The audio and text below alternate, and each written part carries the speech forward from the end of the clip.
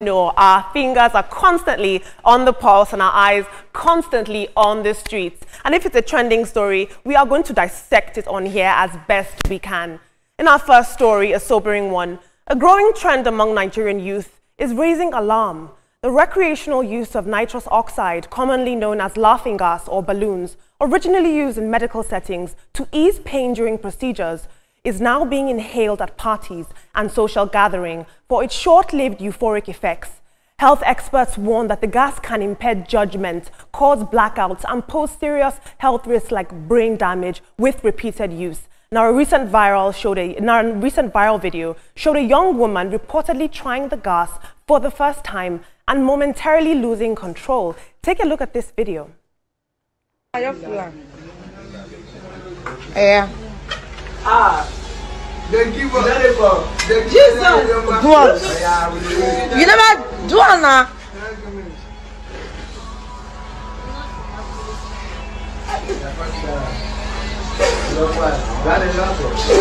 Wait, come on here from there, me do it.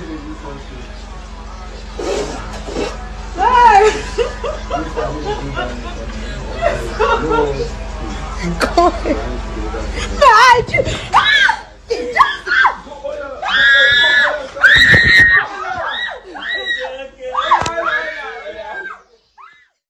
Now, in the part of the video that didn't show, she actually lost her senses for about 30 seconds. For lack of time, we couldn't play the whole thing. But while some people online found this clip amusing, it's clearly a stark warning about the dangers of this rising drug trend. Now, this is very, very scary, and I know that the NDLEA is doing the best that they can with heavy crackdown on drug abuse, but I will say it's important that they familiarize themselves with younger drugs, the street names of these drugs, where they are being sold, where they are being taken, so they can stay up to date and really engage in proper youth education. But let's take a look at social media.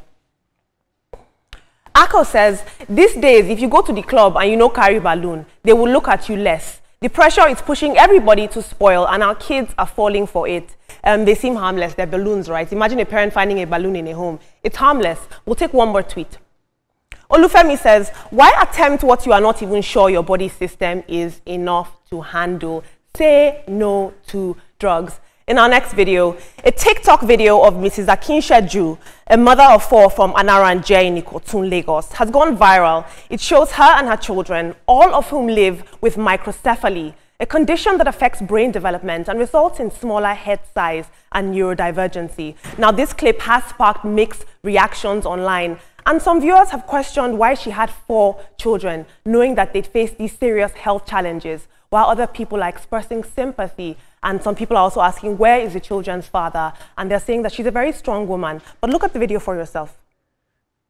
Hey mama, hey mama, hey mama, happy birthday to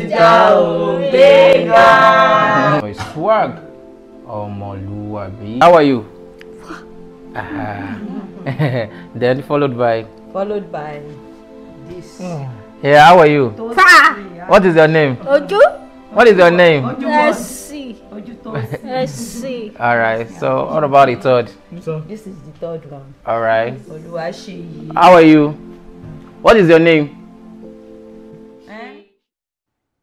Now, while there's been lots of criticism online, many people are seeing her as a symbol of resilience, if you will, and a mother doing her best in incredibly difficult circumstances. Her story is a stark reminder of the need for compassion in community, awareness, and better support for families facing disability. But lots of people are saying that, you know, a fetal ultrasound can detect in the 2nd trimester whether or not a child has this, and so people are saying that this was preventable. But I hope that commissions like the National Commissions for the Welfare of Disabled People, even the Ministry of Women Affairs, can step in and help this woman. And hopefully with my little segment, this gains some traction online and people can perhaps even crowdfund. But let's take a look at social media. Taking care of 4 children with this disease is no joke.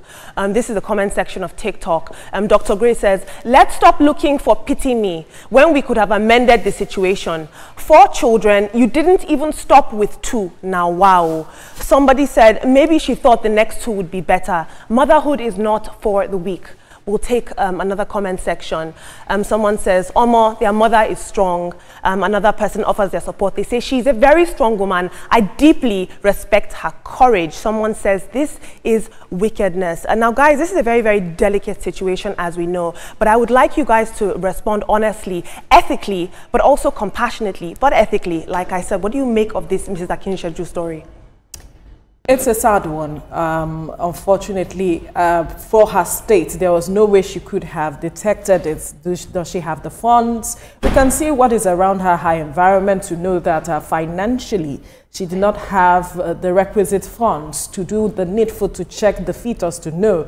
And she kept trying perhaps that the next child would not be the same as the first one, but here she is.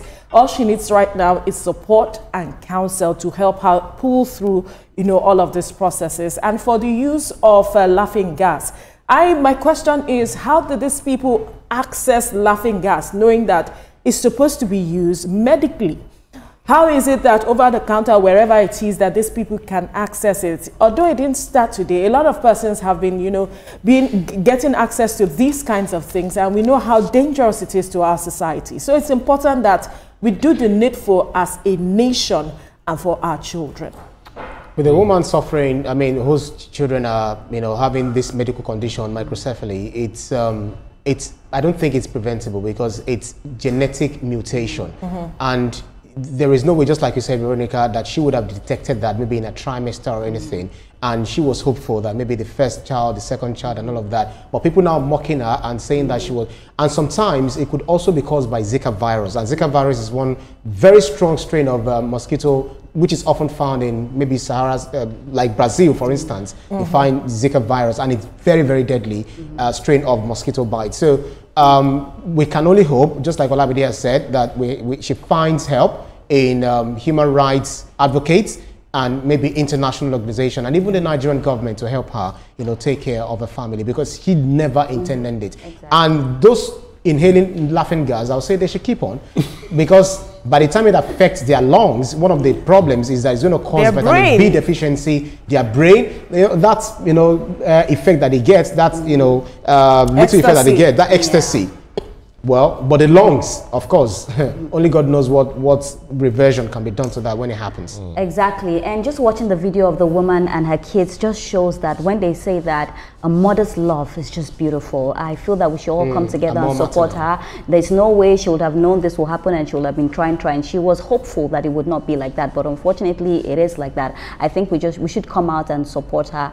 How can a mother's love cease from the child that she bears? It just shows in that video. But for me, this is quite a very beautiful video, and I think people should come out and support her. And for the laughing gas, I'm appealing to my young people, my fellow Gen Z people. I'll really tell you that it's not worth it. I know somebody that has died, and I'm legit telling you, I know somebody that has died from this because the person's brain just went dead, and that was it. So I think that we should find joy in other things. We can derive joy in other things rather than getting high. Please, we love you people, and we are the future of tomorrow. Let's not forget about that. So we need to be careful with what we do with our health.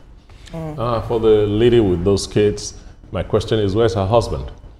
She didn't make those kids alone. So where's Oga? He's not in the video. Is it that he's not at home, he's taking off or something? This is the time a man should stand by his wife and his family when there is a problem. It's never a good time for you to be absent when there is a problem in the family. For the kids taking laughing gas, go ahead. Keep laughing.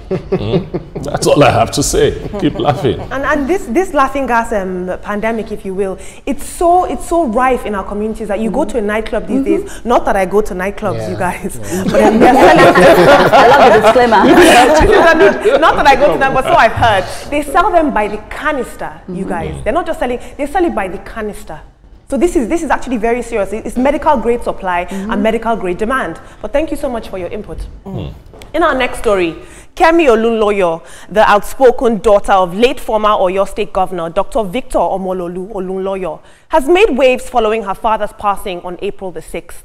In a series of social media posts, Kemi declared that she would not be accepting condolences, and she unleashed a series of explosive claims about her late father and his impact on their family. This is what she had to say. Hi everybody, this is Dr. Kemi Olunloyo. It's been maybe 3 or 4 days since my father passed away. And I wanted to reply to everybody that's been posting everywhere on my platforms. Condolences, accept my condolences. You know, these stupid lines. I'm not accepting anybody's condolences because I am not condoling with anybody. Okay, my father, Victor Malulu Olunloyo, is two different people. He was one person to the world, and he was another person in his house. My father destroyed our family unit. My father tortured us as kids. He tortured us emotionally and physically.